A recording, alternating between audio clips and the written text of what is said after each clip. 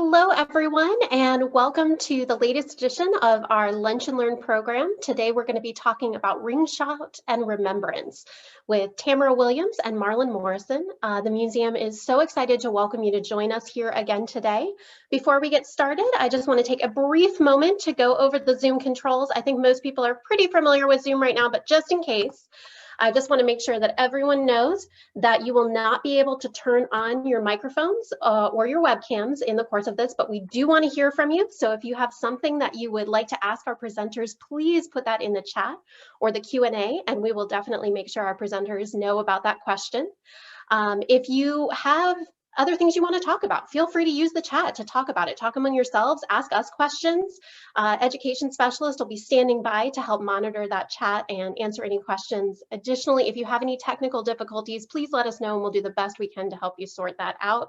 I do want to remind you, though, that we might not be able to necessarily be the tech experts for you, so we'll do our best for you there. Also, if you're joining us on Facebook, we're delighted to have you here as well. Please use the comment section in order to let us know what your questions are, and we will be happy to send that to our speakers. Now, to get started, I am so delighted to have the chance to introduce our speakers for today. We are just absolutely thrilled to have the chance to talk about something that was actually filmed partially out at Siloam School. The museum is spearheading a fundraising campaign to save Siloam School and bring it to the museum's East Charlotte campus. And I was actually lucky enough to be able to spend the morning out at the site with our two guests today, watching that be filmed. And so personally, I'm just so excited to get a chance to talk about that. So I'm delighted to introduce our two participants today. We have Tamara Williams, who is an assistant professor of dance at the University of North Carolina at Charlotte. She earned her BFA in dance from Florida State University and received her MFA in dance from Hollins University in collaboration with the American Dance Festival, the Forsyth Company, and Frankfurt University. Williams herself has performed nationally and internationally, and her choreography has been performed internationally as well, including in Serbia, Switzerland, Trinidad and Tobago, Jamaica, Mexico, and Brazil. She has received numerous awards and accolades, including the 2020 UNCC College of Arts and Architecture Board of Governors Teaching Award. Her upcoming book, The African Diaspora and Civic Responsibility, Addressing Social Justice through the Arts, Education, and Community Engagement, is currently under contract with Lexington Books, and it investigates how African American, African Brazilian, Haitian, and Latinx artists and scholars address civic responsibility and social justice issues through the arts. We're also joined by Marlon Morrison, who graduated from the University of North Carolina School of the Arts Theater Program and worked as a professional actor in New York for 17 years. In 2016, he started My Voice, My Choice, Inc., an enrichment program that utilizes social emotional learning coupled with filmmaking workshops to assist CMS students in creating PSAs depicting relevant topics facing today's youth. In 2020, Morrison's work, 1704, was featured at the McCall Center for Arts and Innovation. Mr. Morrison is currently in production working on two documentaries, Standing with Bears, a film about sex trafficking, and The Blue Cipher, a candid roundtable discussion on race relations and social biases between local youth of color and CMPD. Both films are scheduled for release later this year. So thank you guys both for joining us. Welcome. Now, to kick things off, I have to ask a question. I have to ask a question right from the title of this program. What is Ring Shout? Tell us a little bit about that. So thank you for having us today, Lauren, and the Charlotte Museum. So in order to talk about Ring Shout, I would like to share a slideshow that goes into a bit of detail about Ring Shout and how it has been developed throughout the United States. Yeah. So Ring Shout I call an American tradition. It's not just an African American tradition because it's really been a foundational root in dances, music, culture, and traditions to come out of this practice. So what is Ring Shout? Ring Shout is a music, song, and prayerful dance that was formed and created by enslaved Africans in North America. The earliest forms were mainly practiced in Georgia and the Carolinas, and over some time they continued to expand out to other parts of the United States and even into Canada. The tradition was initially a spiritual practice to honor the ancestors that passed away in the community, and it was a form of resistance, allowing the enslaved people to continue practicing rhythms, movement, language, and some parts of their spiritual practice from their homeland. It was one of the first African diaspora dance forms that were practiced here in the United States. So a lot of people often ask, what is African diaspora, right? So African diaspora dance forms are dance and cultural forms that are developed off of the continent of Africa, but is created by the descendants of African people. Yeah, and it includes all of these African influences, including polyrhythm, syncopation, the movement aesthetics of the body, the songs, and some of the artistic cultural practices. Ring shout is an amalgamation of traditions coming from the Yoruba, the Akan, the Bantu, which is also the Congo people, the Angola, Iwe, and Fon people and nations in West and Central Africa. So a lot of my research in ring shout has taken place in Charleston and Beaufort, down in Savannah, Georgia as well. And this is a photo of the Mcleod Plantation in Charleston. And you see in the back, there are these cabins, which were cabins that were built for the enslaved there. And in one of the cabins, the third cabin down, was a cabin that was used for ring shout and the practice of different cultural traditions for African Americans in the late 1800s. So it's important to talk about the daily lives of the enslaved people because it really influenced the practice of ring shout. So ring shout was practiced on the plantations or in the quarters of the enslaved people, right? And the tradition was practiced in the late evening, night, or early morning inside of barns or in the woods to maintain secrecy because this practice was illegal. Enslaved people received no time to mourn their deceased. And so for this reason, the ring shout became this celebration of life of those who were passing over into the next lifetime. During the 1900s, ring shouts established Black communities. For example, the church within a community would be held once per month, right? My grandmother, she's 93, she tells this story about how they would have first Sunday church at this community, and then second Sunday church would happen in another location, and third Sunday church would happen somewhere else. And in these different churches, in these different parts of the South, the shout would occur, right, during those services. So that is something that was maintained throughout this time in history. Changes occurred to the ring shout. So the ring shout was frowned upon by planters, owners of the enslaved, and the watchmen, right? Ring shout provided a means to preserve culture, language, the songs, the religious beliefs, and community. And after the Second Great Awakening and the Haitian Revolution, the Protestants in the Low Country, mostly in South Carolina and Georgia, prohibited dancing and the use of drums. The drum was eliminated and the wooden stick and plank was added by the enslaved people to maintain the rhythms of the body, the rhythms that called on these messages and gave honor to those who were passing away. Why were the drums prohibited and basically ruled out? It's because the drums are such a powerful tool of communication.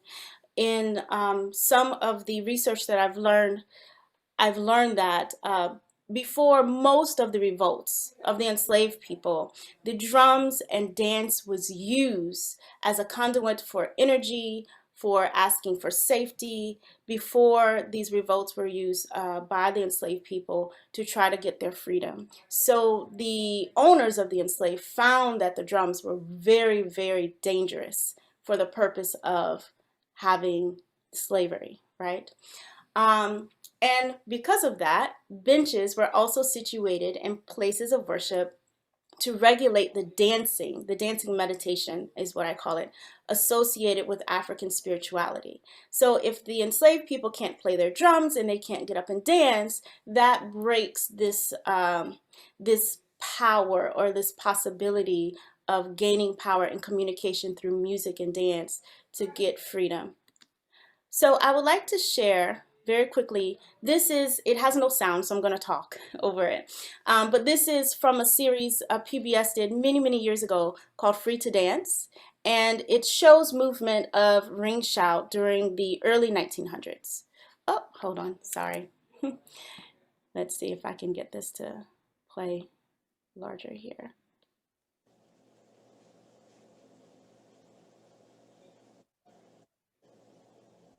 There we go. So the name of the series, this particular part of the series is What Do You Dance?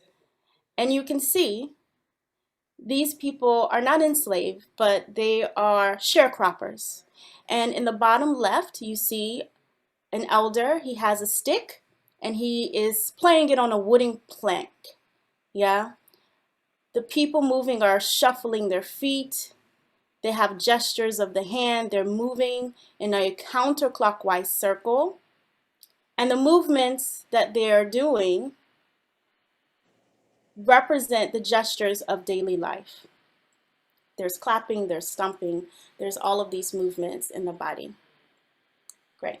So the ring shout, unfortunately, had to go through many changes through time. So the ring shout adapted to fit the strict regulations that were placed upon those people, but they continued to honor their family and community. So the movement changed, the body posture became more upright as opposed to the leaning forward at the waist aesthetic or this vertical bounce in the body.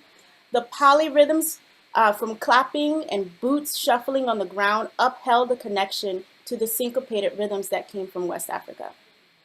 Body rhythms, known as, we might know them as hambone or juba, also became significant parts of ring shout and adaptation. There's a little bit more, I promise. So important to talk about the body, the rhythms, and songs are really important. So the ring shout songs changed as English became the enforced language on people. In the 1840s, many of the white missionaries found that ring shout was still too African when they saw it. Charles Calcook Jones was a missionary, and he heard the songs and started enforcing the replacement of the ring shout songs with white Protestant hymns. So the songs changed from West African oriki. Oriki means like praise songs to really honor the person that may have passed away, to these Christian spirituals. However, through that though, the spirituals that they began singing, they were actually, again, kind of in secret, songs to inform about freedom. So if I was at my grandmother's church, they would always sing Low Down the Chariot and Come Out the Wilderness. These were two songs that I always would hear. And I remember one day thinking, well, these songs don't say anything about Christ or Jesus or anything like that. And the reason why is because how does it feel when you come out the wilderness, come out the wilderness? These were songs to actually notify the person or people or families who were trying to get to their freedom that yes, now it is time. You can come out of the wilderness. You can come out of the woods. Now it's safe for you to go to the next place. Low down the chariot, let me ride. This is a song that was also sung so that people know that it was safe to get onto this chariot because maybe those are abolitionists and they will take you to your freedom. All right, so these are some of the shifts that happen in ring shout. There is a huge push to eradicate all of the African aspects, the cultural traditions, and advance the assimilation of the enslaved into white culture. This was strategically employed further after the emancipation and through Jim Crow. Yeah, ring shout veneration and devotion changed from ancestral worship into this Judeo-Christian God worship. And so during this period, there's a shift from the ancestral mounting to the Holy Ghost spirit that you often see times in the Black Baptist Church or even the Black Methodist Church today. All right. Resistance. So continuing to practice the ring shout under these conditions defied the laws, and it helped the enslaved people to have a safe space to convene, communicate, continue their dance, their music, and their song. I'm saying the word dance, but really it's not considered dance. It's really considered uh, a prayer of movement. Yeah. The ring shout was a form that helped to cultivate community. Many of these enslaved populations during the 16 and 1700s, they spoke different languages, coming from these different nations. And so the movement, the rhythms, the food, these gestures coming together was their means of communication. After the transatlantic slave trade ended in 1807, which is highly debated, the ring shout continued to serve as a means for community building, and the praise houses were later formed. And I'll just stop there because there's so much more that could be said about ring shout. But that is a very, very brief overview of the history of ring shout and where it comes from. I'm going to say a couple hundred years of history right there. And I think you captured a really important part of what this was when you're talking about that. When we hear history, we think of words in a textbook, and that's not even close to what history really is. It's about people doing things and hearing kind of the stories of resistance and persistence there, and what you see with how people are adapting, growing, moving, and refusing basically to give up is a really powerful part of this history. And I know that ring shout itself has a lot of different influences, but what would you say kind of separates ring shout from other forms of dance? What are some of the kind of, and I know you've touched on this a little bit, but what are some of those kind of defining features of ring shout? So ring shout is done in this counterclockwise circle, which happens actually in a lot of dances that are from this base of the Yoruba, the Bantu, the Fon people that came during the transatlantic slave trade. And going towards the left in this counterclockwise circle actually represents in these traditions going towards the past. So it does give reverence and honor to the ancestors in that way. In the same way, if they were going to the right, they would be honoring and going towards the future.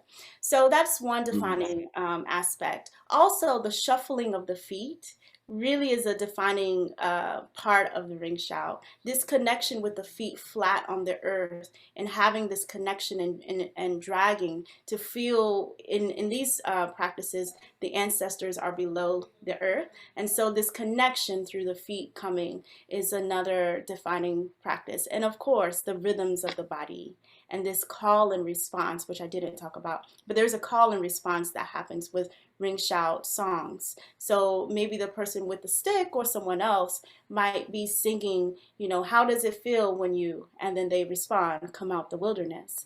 And so those are very defining parts of ring shout. And I definitely, when I was out there watching you guys, I saw a lot of these movements and saw a lot of this kind of connection, and particularly that sort of, I don't know, connection to the world around you and that kind of nature and all of those different pieces, which are so, I think, important to what I, at least as someone who, I will be perfectly honest, knew about ring shout, but didn't know a lot about ring shout. They were the things that I kind of picked up immediately. And you'll see that in this film Remembrance, this project here. And I just have to ask one more thing before we really get to Remembrance itself. We know from the study of history that in many cases, African Americans in particular were deliberately excluded from the narrative, weren't necessarily taught how to read, how to write, how to record. And so how do we know about ring shout as historians, as people looking back, and how do we know about this?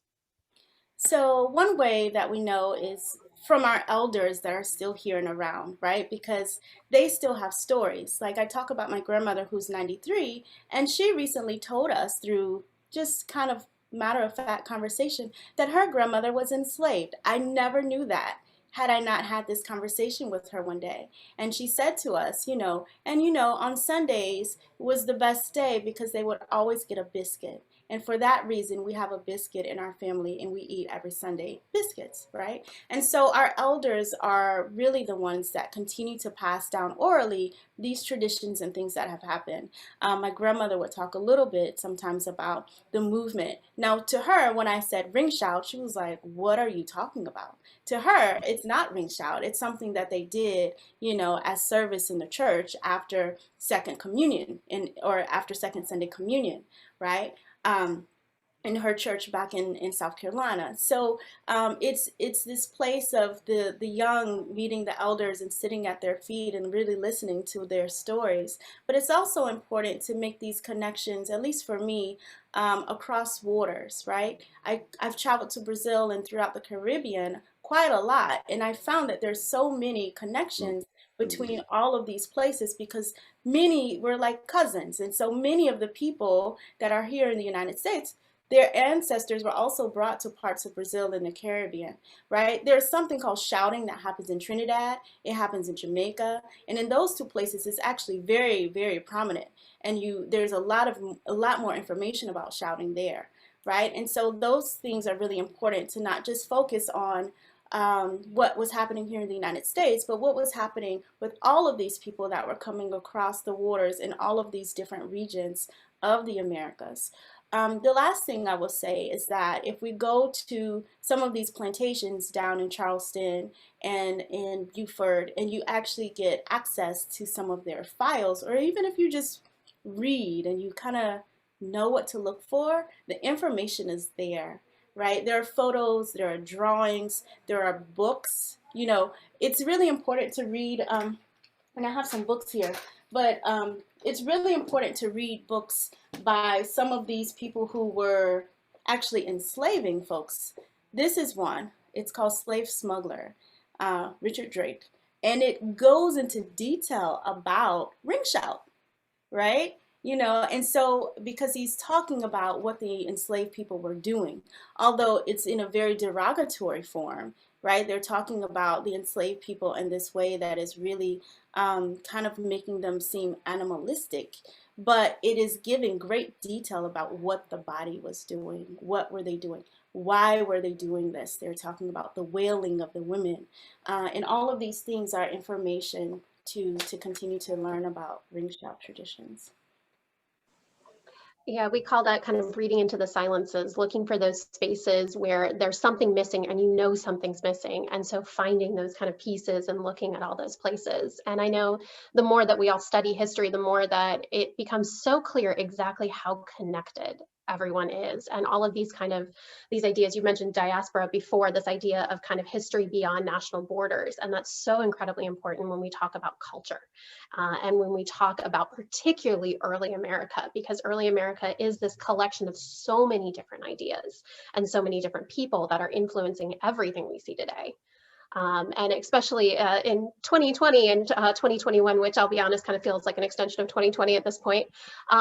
We've all kind of gotten a real crash course in being creative and kind of adjusting quickly and everything like that, and exactly how connected we all really are as we reevaluate this world that we inhabit. And I know you guys had to get a little creative when it came to this year. UNC Charlotte does a fall dance program every year.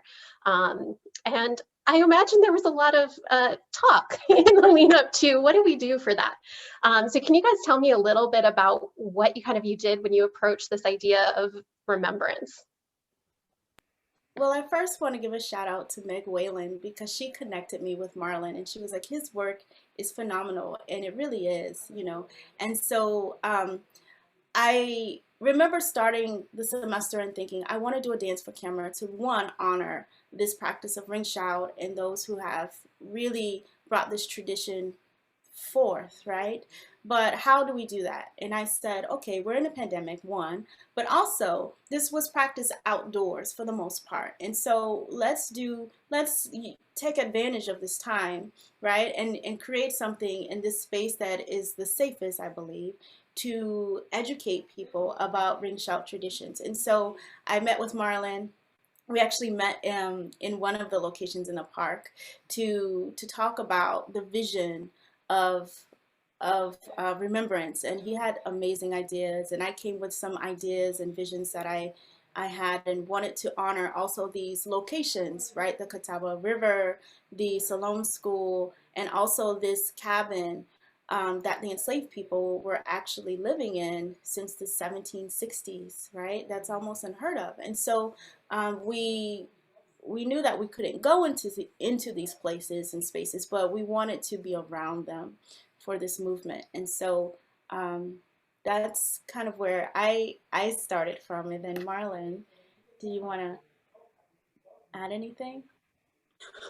Yeah. So, like Tamara said, we met at Freedom Park, and both of us had, I guess, ideas of exactly, how we could bring our talents to tell this story, this rich story. But one of the things that I came into this project thinking is you don't want to oversaturate the look of it with all these transitions and effects and all this stuff, because I felt like it would take away from the story. So just sitting there and listening to Tamara explain what Ring Shout was, which I had absolutely no idea what it was at the time. I've seen variations of it as Tamara took us through the history and the evolution of Ring Shout. Being a Pentecostal and Baptist, I've seen similarities of it as a child. But as she sat there in the park telling me, her objectives and goal with this particular project, the only thing I could do was bring, I guess, a way to not overshadow Ring Shout, but to hone in on the things that she wanted to bring to the surface, which was the historical uh, um, aspect, as far as like honoring the ancestors, the elements. So you see like wood, you see water, you hear the wind, as well as the historical locations here in Charlotte and how all of that ties in. And then you got the music. So basically, being able to tell this story without having dialogue, but having all these key elements such as the music, the elements, the locations that we filmed in, as well as the dance, to act as the narrator in this particular story. So it was a very interesting um, concept that she came up with. And having a theater background, I knew exactly how I wanted to tell it as an actor, but how do you convey that as a director and cinematographer? And one of my instructors when I was at NCSA used to talk about how these Broadway shows, you would go to these shows and the scenes would be so elaborate and so big and so magnificent and so wonderful that it took away from the story, the core of the story.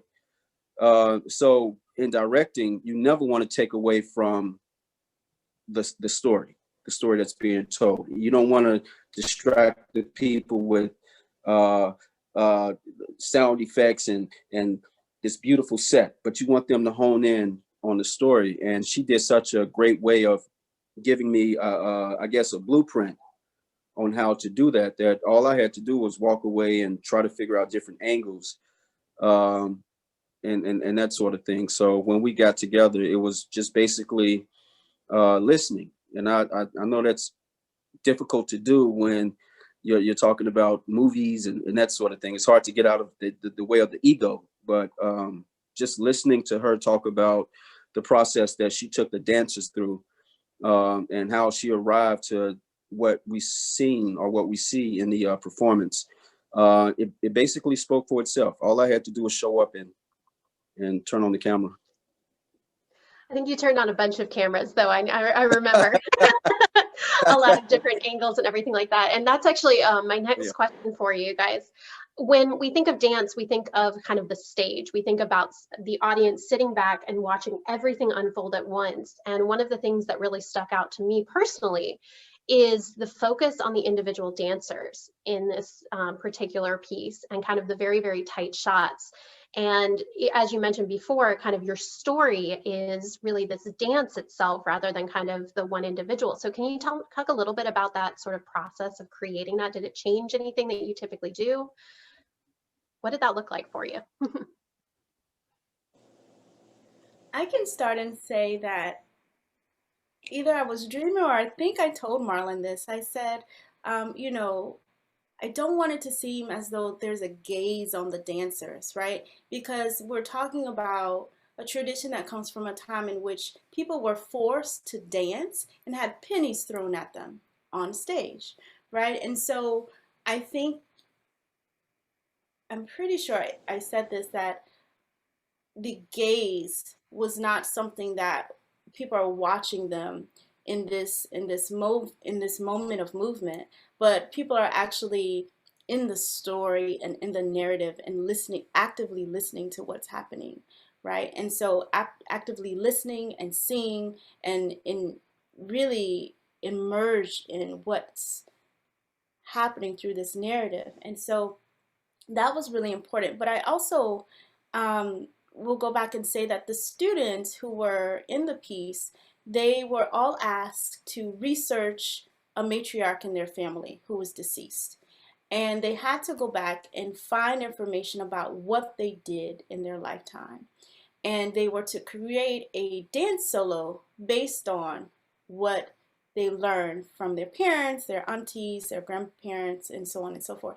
And mostly all of them were able to go back a few generations, and most of them found someone that was a sharecropper or someone that worked for someone else. One of the dancers, she said she didn't know anything about her history, right? Which is also telling, right? And so I said, well, you dance that. You dance what that means and represents for you.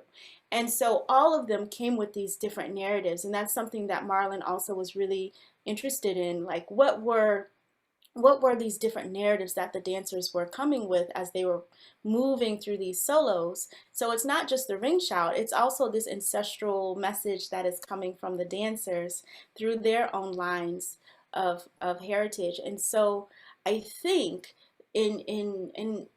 and correct me if I'm wrong, Marlon, but Marlon was kind of picking up on all of those things, and that I believe was kind of like a gateway into this space of, yes, we're dancing together in ring shout, but there's also very clear individual stories that are being told throughout this dance film.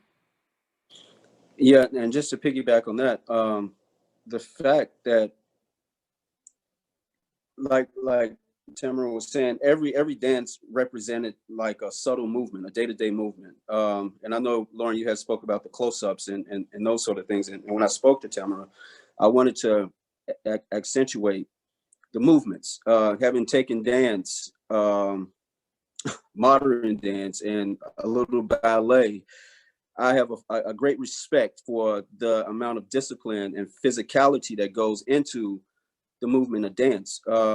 Unfortunately, what a lot of audience members see is just the end product, but they don't see the process, the sweat, blood, and tears that actually goes into learning movements, and not only learning the movements, but the lines of the movements. So talking to Tamara and understanding that each movement was representation of something personal to the dancer, it kind of directed me to do those close-ups and to do those where you see the dancer's body and the movements, the upward movements, or the reaching down and pulling things up. So the intimacy of movement and the purpose of movement was not lost on the close-up. So so that was done by design. And also talk about the connection of ancestors. That's one of the things that we had spoke about. And Tamara told me that they went away and they researched like their ancestors. And the graveyard that's seen in the movie or the piece, as a director, I wanted to ask myself, well, how can I connect to my ancestors? So what I did was I went to the graveyard that's owned by my family. And I haven't been to this graveyard since I was like 12. And doing this project allowed me to go back to that graveyard and use my ancestors. And I was telling Tamara, it was kind of surreal to be back there and to actually use the tombstones and the grass and the trees from this particular site to contribute to this film. So it was my way of connecting to my ancestors as well, which made me connect to the piece even more. I love that. I hadn't realized that connection. I think that's a really powerful statement. And I think that's part of what in this piece is so powerful. It's those individual statements that come together to this whole kind of overarching story. And we see a lot of these different elements all working together. And I know as a singer myself, I recognized some of the music, some of the pieces that were included in there, some of the spirituals, and there are certain pieces that I personally have always found very, very powerful. They're the kind that give you chills, the kind that make you stop. Can you guys talk a little bit about that music that you had playing throughout it? There were a couple of different moments. So I'll not always, but a lot of times I like to bring the musicality, right, the voice into the work, because it's often not separated from the dance, from the rhythm that are part of African diaspora forms. And so we're in an arts program, and so I just asked the students, I said, who has a voice, who sings here? And Charity responded, and she says, I sing. And I said, okay, well, do you know this song? And she was like, no, I haven't heard the song. And she asked for like sheet music, and I was like, oh no, in this tradition, you have to hear me sing it. And I was like, and I'm not a singer, so you're gonna have to make it work, right? So I'm gonna sing it for you in my Tamara voice. Yeah, and you take it and you do what you need with it. And so she said, okay, and she heard me sing, and she was like, okay. She was just like, okay. And I said, okay, let's go to Mahalia Jackson. Do you know who Mahalia Jackson is? And they were like, no. And I was like, okay, let's go. This is a learning opportunity. Yeah, so we went through several versions of these songs of Hush and also A Motherless Child. And we went to versions of the song that were recorded in the 1920s and 30s, specifically so that they could hear this kind of bellowing in the voice and this soul that the women, they were all women that I played for them, were bringing. Yes, and these spirituals. Not to say that that doesn't exist today, because it definitely does. But it's a whole nother way of hearing and listening when you hear these old records playing. And so I said, so Charity and everyone, this is your homework. You listen and you come back. And she came back and she was like, I think I got it. I'm not sure. And she was very timid. And I was like, that is absolutely beautiful. And it's such a rich part of this tradition in all African diaspora traditions to have this oral, listening and picking up and then, making it your own. And so the song Hush is very significant in African American traditions. Because someone's calling my name, right? And so it is also a part of this time where a lot of people separate the spirituals from ring shout, but they were happening at the same time. So they're not separate, for me at least, they're not separate at all, right? If someone is trying to be free with their family, you want to let them know, like, hush, no, this is not the time. Don't make a sound, right? Someone is calling you. Be careful, And so that's really important for people to understand, that even though that may not have happened in the actual ring shout circle, it was happening during the day, right? Or even a motherless child, right? What does that feel like? Why are they singing about a motherless child during this time? We all know that there have been many people separated, or were many people separated from their families during that time. And so these songs are really significant, and they were a part of ring shout in that aspect. So, and to also mention how the music just brought this like different dynamic to the whole piece. I mean, could you imagine doing this whole piece without music? The music, to me, it grounded the piece. I'm not really familiar with some of the instruments that were being used, but to start the piece with the music, and you hear the instruments, it kind of automatically propels you into this world, this rhythmic world that is rich in history. And the music, to me, given the locations and given the dance, added this haunting element, this ghost-like element. But it also added this like hopeful element, if that makes sense. So it was an essential character in creating the piece. And again, just adding to that narration of exactly what was being done at the time, and how what was being heard. And if you also listen to the music of nature, the wind, the water as it's trickling down the creek. It's very subtle, but it's all a part of that natural music that also adds to the ring shout dance and the spirituality and the ritual. So not just the actual instruments themselves, the drums and the rattles and all that stuff, but also the music of nature, you know, the crickets, the birds, the water, the wind, the leaves rustling in the trees, trying to bring all of that to life with this dance. And there's definitely been this kind of movement in history recently to really kind of think about what did history sound like, not just what did it look like, not just what did it, Right. What do we see on the page, what do we see in these old photographs, it's what did it actually sound like. And especially for this ring shout dance, it's the sound is a key, as you said, it's a character in the story. And the other thing that was a character in the story were all of the different spaces that you recorded in. And these kind of places of significance. And I know, Marlon, you and I were talking when you were getting camera sets up and everything like that about kind of space and the importance of space and place. And I know Tamara and I have had that same kind of discussion.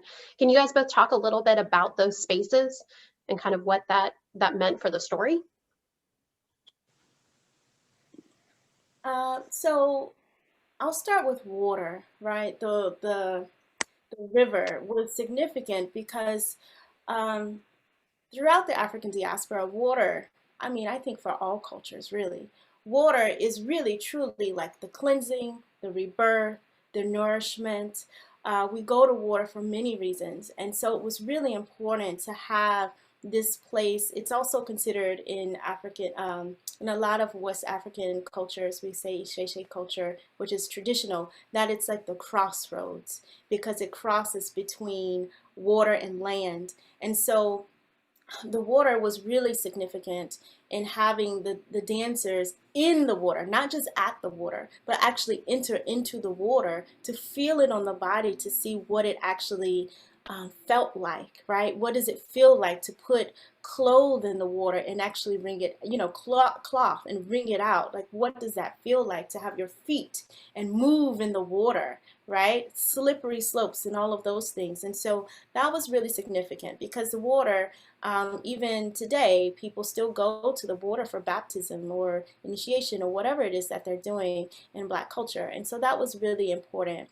The Siloam School was another very significant place because, yes, 1920s, these were these one-room buildings in which African-American children and families could learn, right? I hear my grandmother always talking about when she was in school, and it just blows my mind when she talks about she was in school with like 3-year-olds and like 16-year-olds, and they're all in the same space together. And if I didn't have that narrative from her, I wouldn't know exactly kind of like an imagery of what this Siloam School might have looked like, right, during the time in which it was functioning for these families. And so even though it's an educational center, right, the school, we know that in Black culture, that educational centers meant many things. It meant a place to learn, yes, about the skills you need to survive in life, but it was also a place for learning songs, a place to learn maybe about spiritual practices, a place to learn all of these things. And so, and I'm saying spiritual practices, but in this time, maybe about things even pouring over from church, right? And so these things were really important, especially during this time in relation to ring shout. And then, of course, the cabin that was built in the 1760s that had enslaved families up until the 1840s was also, when I found out about it, I was like, absolutely, we have to go to that space.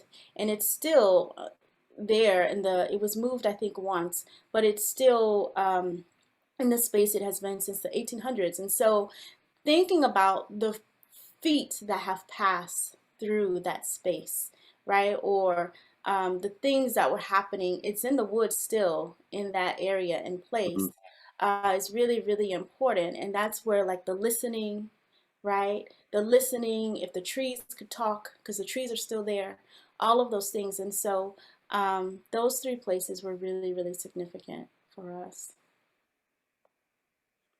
Yeah, and talking about places, One of the things that Tamara had talked about when she described ring shout was resistance, perseverance, reverence, and community upliftment. And when you're talking about the Siloam School and the Stafford cabin, I'll do the cabin first. You walk through these woods and you got to go through all these thorns and these trees, and there the cabin is right there in the middle of this field. And the first thing the owner said was, do not go inside because we don't know if it's going to collapse. But if you look at this building was created with extremely strong wood that's standing today. I mean, it looked like this structure that has just seen it all. And I lived in Charlotte during Hugo. I've seen buildings torn down. I've seen change in Charlotte that's remarkable. And anyone who's lived here all their life can tell you that change is constant. So when you came up on these buildings and to see that they were preserved and that they had made it through change in the weather and this sort of thing, and to actually touch it. I know I wasn't supposed to touch the Siloam School, but Lauren, I had to. But to actually touch it and to feel the strength and the history of the building and the fact that the buildings are still here, it to me, it emulates and it stands for exactly what Ring Shout represents, the resilience.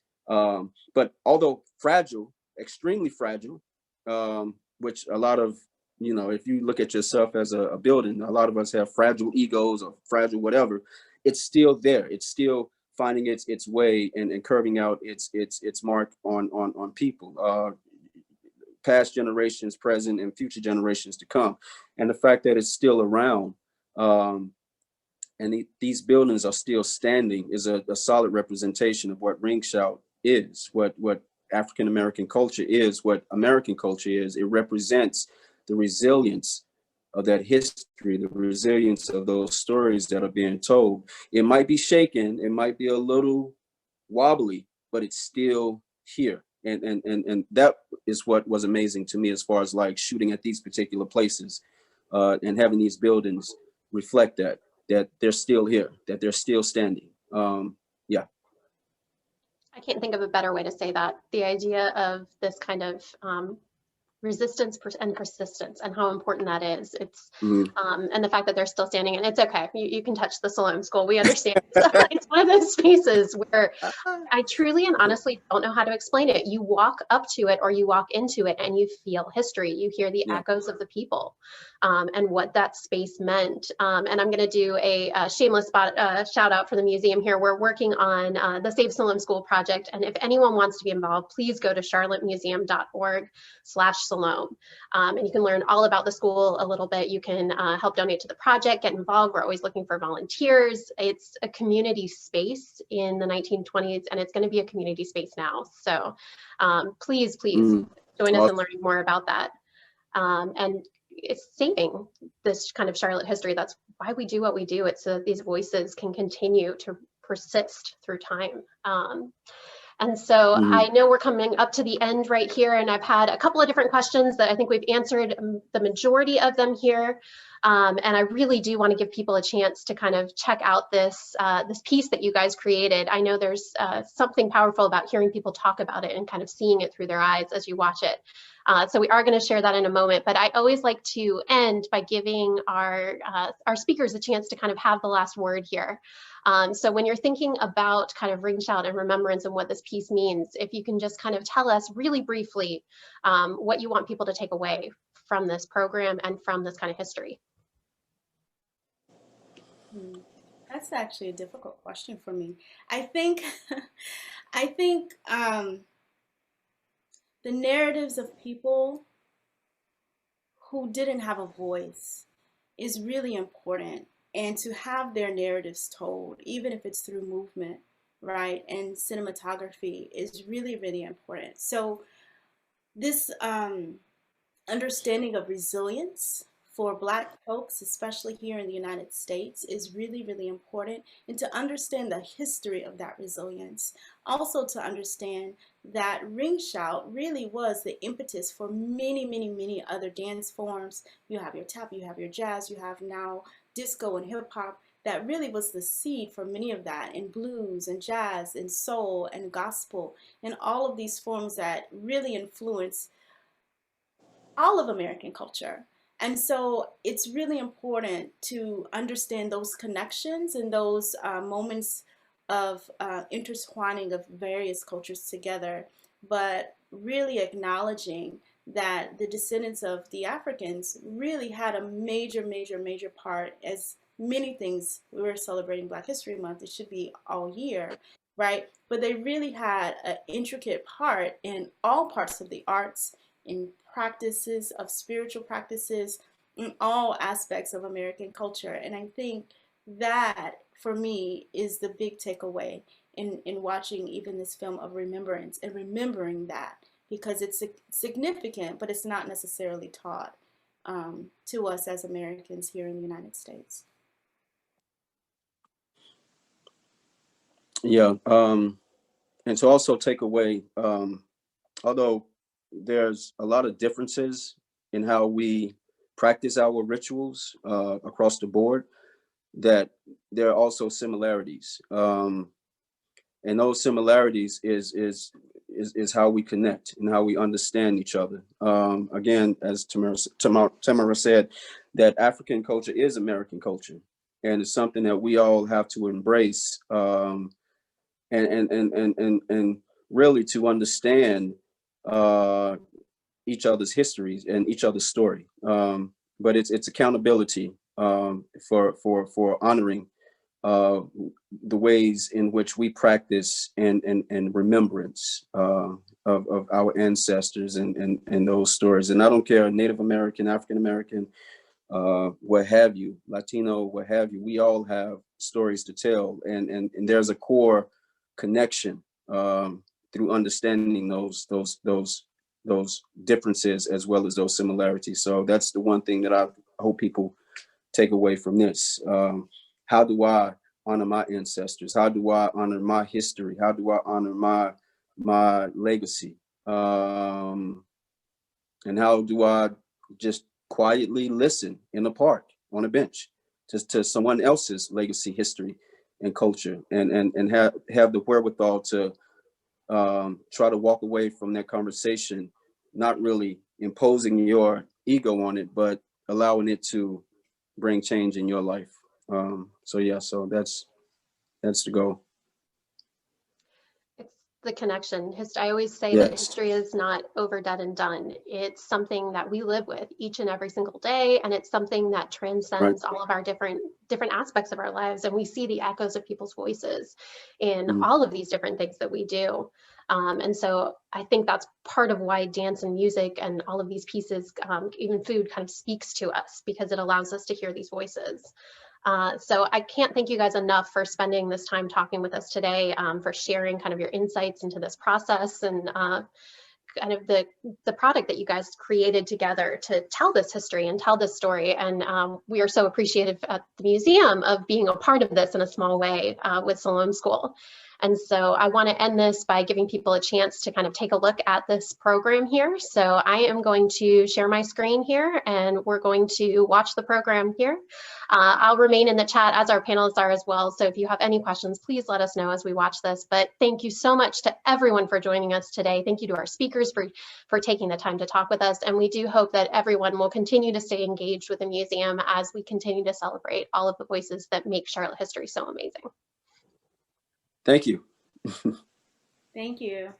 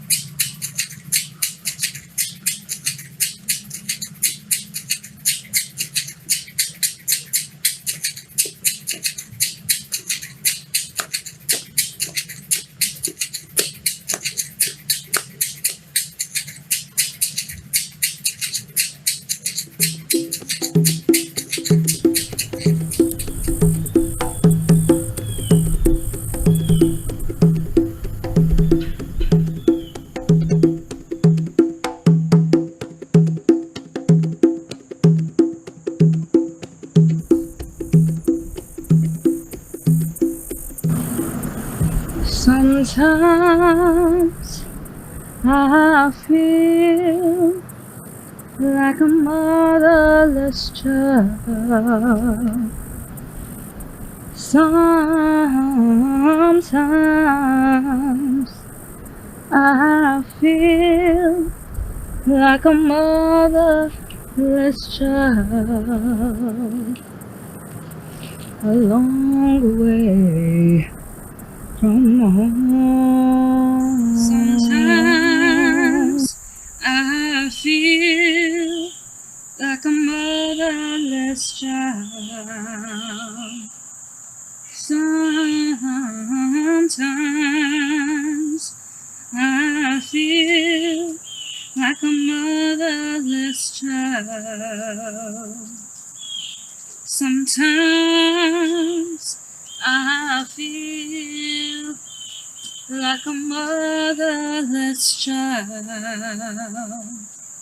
a long way from home,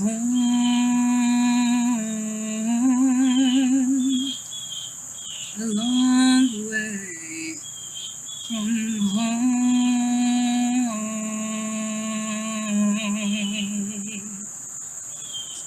Sometimes I feel like I'm almost gone. Sometimes I feel like I'm almost gone. Sometimes I feel like I'm almost gone. A long way from home. A long way from home.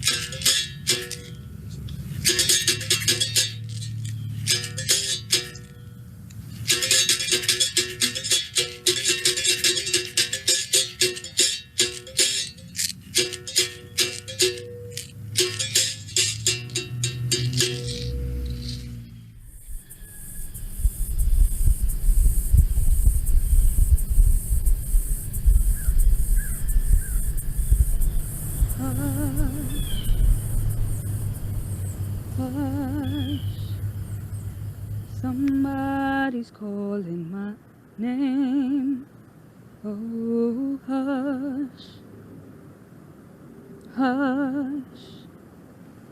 Somebody's calling my name. Oh, hush, hush. Somebody's calling my name. Oh, my Lord, oh, my Lord, what shall I do? What shall I do? Ooh, hush, hush. Somebody's calling my name. Oh, hush, hush. Somebody's calling my name. Oh, hush,